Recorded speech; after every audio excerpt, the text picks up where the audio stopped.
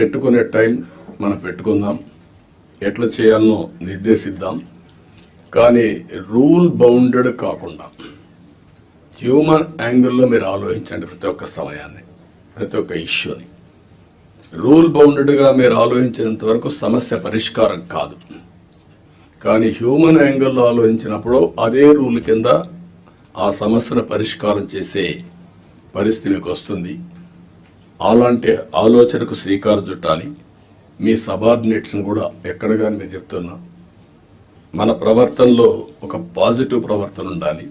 ప్లింతీ language వాడడం, లేకుంటే మనకు అధికారం ఉందని ఒక పెత్తందారి వ్యవస్థ మారిగా బిహేవ్ చేయడం, అలాంటి ఎక్కడా లేకుండా ప్రతి ఒక్కరూ గుర్తుపెట్టుకోవాల్సింది.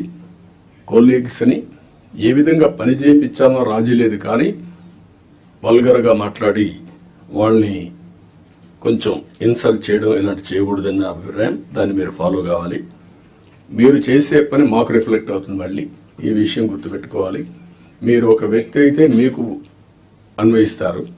వ్యవస్థలో ఒక భాగమైనప్పుడు హెడ్ ఆఫ్ ది ఆర్గనైజేషన్ ఎవరైతే ఉంటారో వాళ్ళకు కూడా వస్తుంది. ఈ విషయం మీరు గుర్తుపెట్టుకోవాల్సిన అవసరం ఉంది. రెండోది యాక్సెసిబిలిటీ. మీ టైంని మార్క్ చేసుకోండి.